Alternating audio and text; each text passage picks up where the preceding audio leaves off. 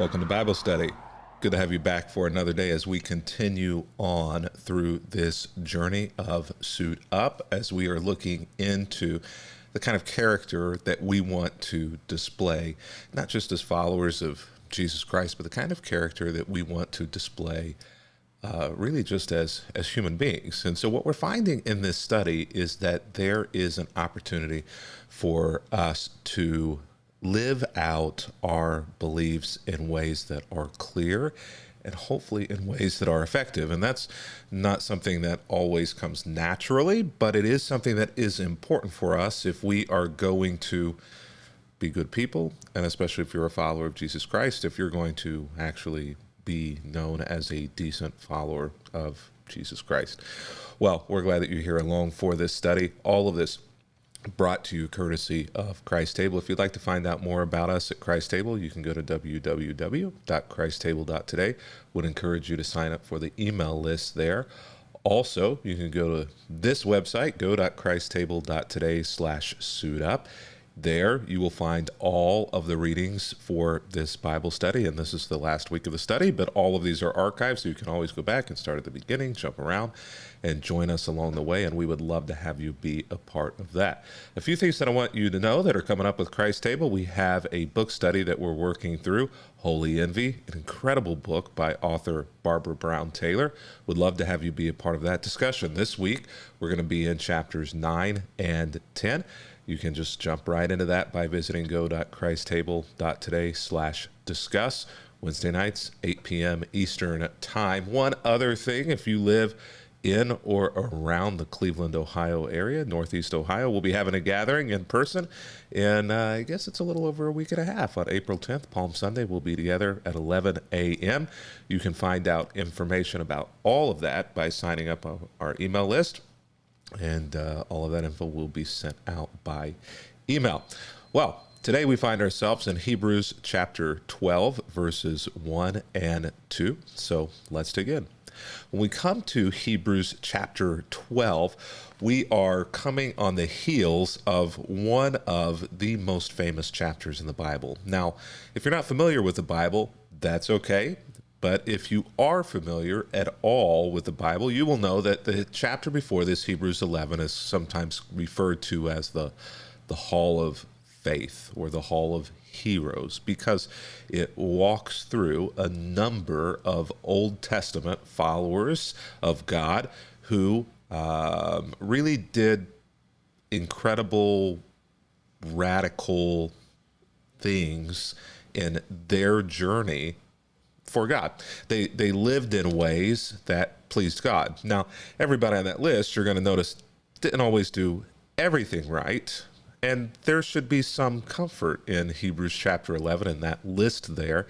If you feel as though you've made some mistakes along the way, if you feel as though you haven't always gotten it all perfectly, if you've tripped and stumbled spiritually, you're gonna find a lot of people in that list who have done similarly, but who are still apparently known by God and by the broader church for their commitment to faith. And so let that be a positive affirmation for you that you don't have to be perfect to still be a hero of the faith.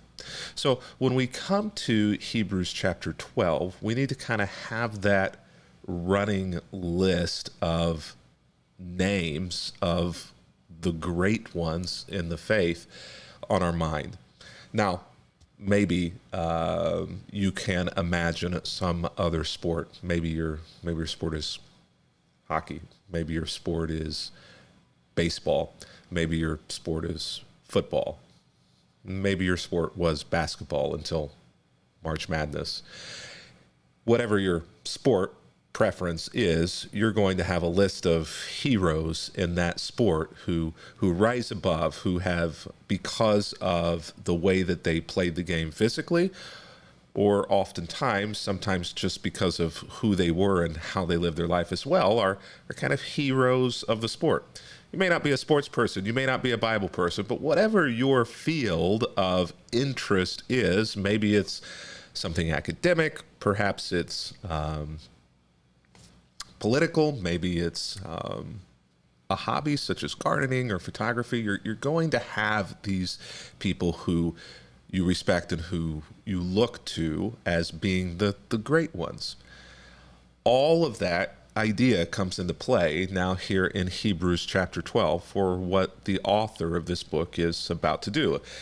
And in order to get there, I was reminded a few years ago, whenever we were in Israel, Sal and I had the opportunity to go to a city that was being excavated.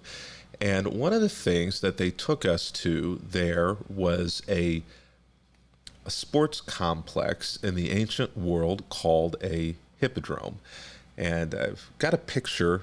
It's not a picture. It's an artist rendering, I guess, to be absolutely correct, of a hippodrome. And you can see it right there in the very middle of this city. And it is huge. It's the largest thing there. You can see that it's long. It's like this long rectangle, and at one end, the far end from where you're sitting, it's squared off. But at the end that's closest to you, it's rounded off. This is a sports complex of the ancient world.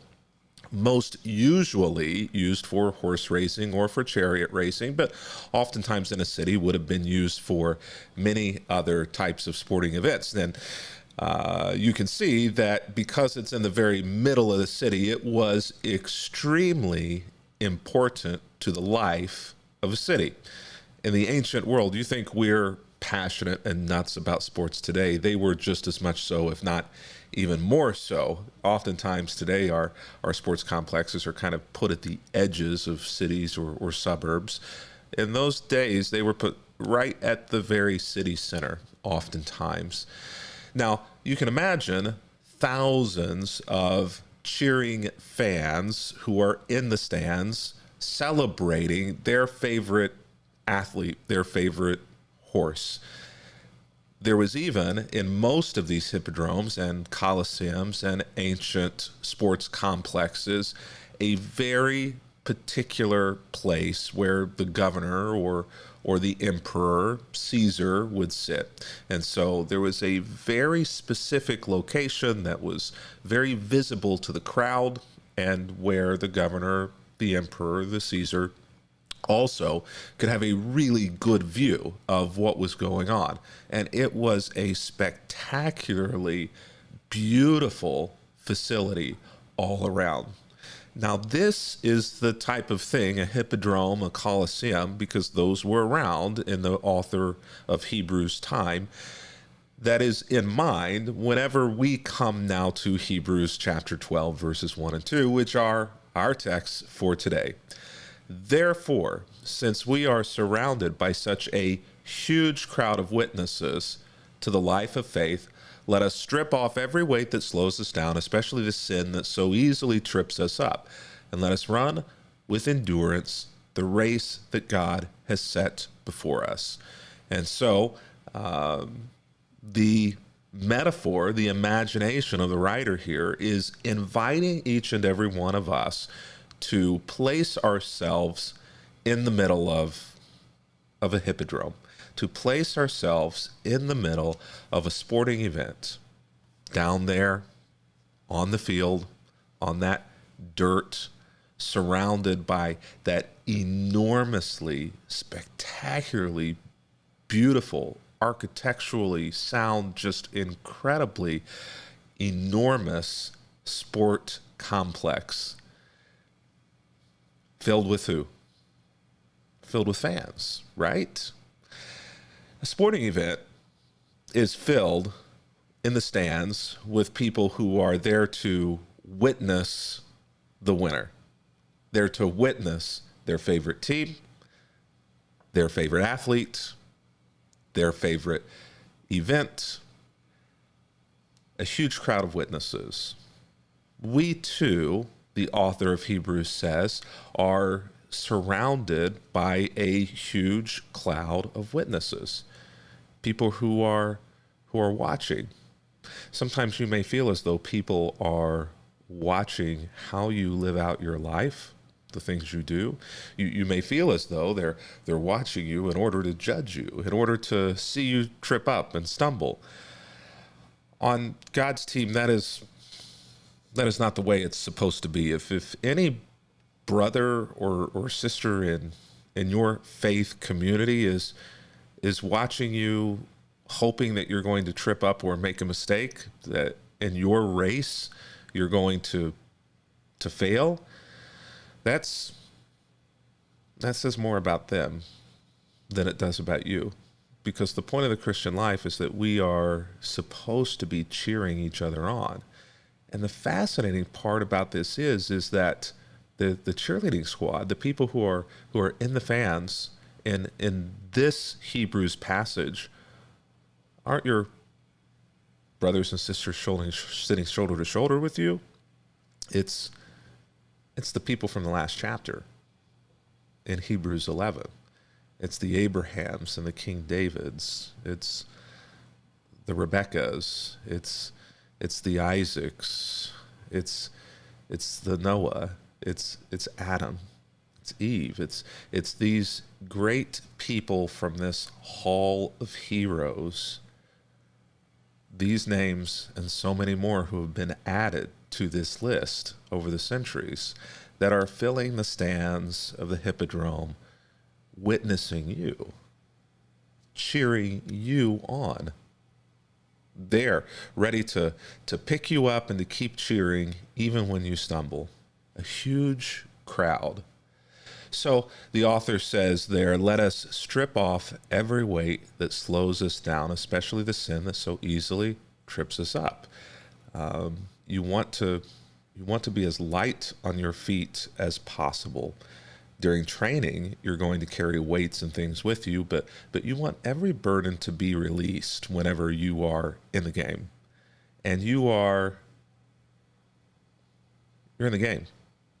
This isn't training for Christianity where you are. You are living out the reality of this event every single day of your life. And so you got to let go of those burdens. You've got to let go of the things that are weighing you down. And that thing that you did in your past, that guilt that you feel, you got to let it go. As the great theologian Dolly Parton said, Dolly Parton, you got to get down off the cross. Somebody else needs the wood. It's time to stop crucifying yourself for your past so that you are going to be able to run the race that God has for you today. You can't run yesterday's race again. You can't do anything about that second place or that third place or the fact that you didn't even get a finisher trophy because you were just so off in left field that you weren't even on the field. You got to strip those things off, especially the sin that so easily trips us up. Paul says anything that trips you up from running well essentially is sin. It's bad. It's not good for you or for the race. Something that may trip you up may not be something that would trip somebody else up. Now think about that. Something that may be a burden, maybe a sin, maybe something that is for you a burden, may not be for somebody else. So let us run with endurance the race that God has set before us. God has kind of laid out this course for you. And so run. The thing I love about that is that God has prepared. That you're not going to run a leg of the race that God has not done preparation for. You run a marathon, they mark out that course so that they make sure that you're in safe areas, you're not going to come to harm. They have restrooms along the way if needed. They have water stations. They're prepared. God has set out this race before you. He has prepared the way. And now you get to enjoy all of the applause. But it takes courage. It takes courage to sign up for that marathon. It takes courage to walk out on that field. It takes a lot of guts to run your marathon race and not worry about how everybody else is running theirs, what their time is, where they are. It takes a lot out of us to stay focused, to show up, and to try. But that courage that it took for you to sign up is the courage that you are going to need each and every day of the race, because it's going to fuel you to continue pressing forward. So there are going to be moments in that marathon where you stumble. There are going to be moments in that marathon of your race in life where you question whether or not you should have done it at all. There are going to be moments where you poop yourself. Well, it doesn't happen to everybody, but it does to some. And if it happens to you, there are going to be moments where you say, I didn't know that this is what this was. It's going to take courage to keep going. And you know what you do whenever that happens? You look up and you look around and you say, I'm not alone. All of those people who are in the stands around me. King David, boy, he was a screw up. Noah, holy Lord, he was a mess. Almost every single Abraham, read the story of his family. Holy cow. He's not the guy you wanted to be in your family as a dad, as a husband. These people were royal messes. So are you. But they had courage to get up, allow God to plant their feet firmly again,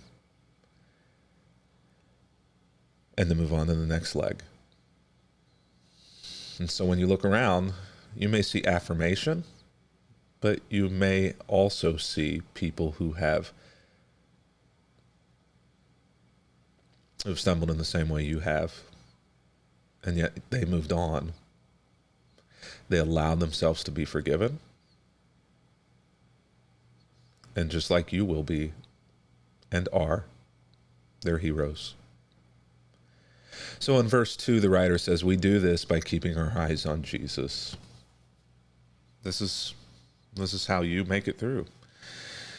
You got to keep your eyes on Jesus, the champion who initiates and perfects our faith. Those words are tough to translate, very rare in the Bible, very rare in the culture in which they were written.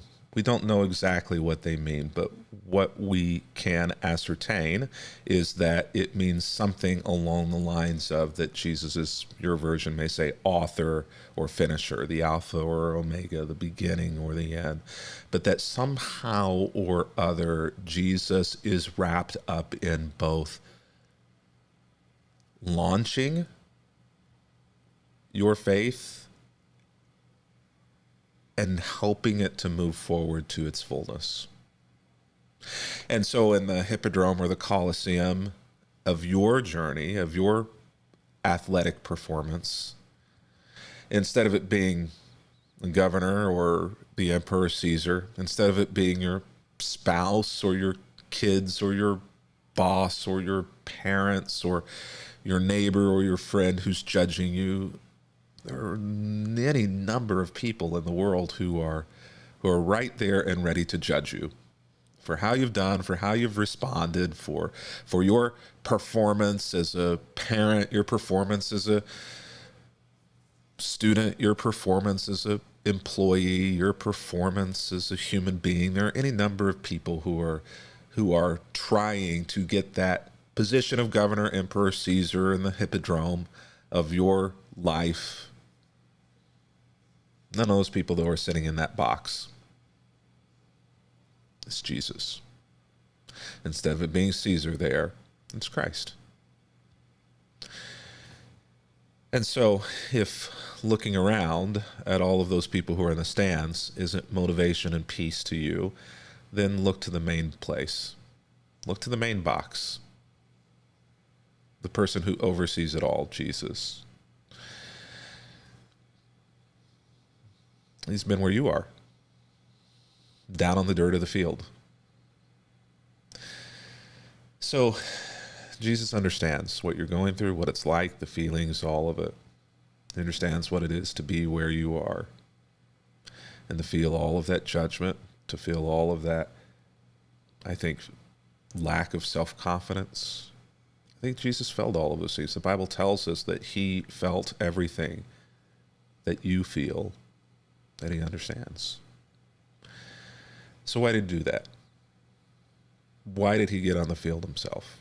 Well, because of the joy awaiting him. He endured the cross, disregarded its shame, and now seated at the place of honor beside God's throne. The place of honor, up in the box. He endured what he endured, disregarded its shame because of the joy. What was the joy? The joy wasn't the cross. I don't think the joy was sitting in the box.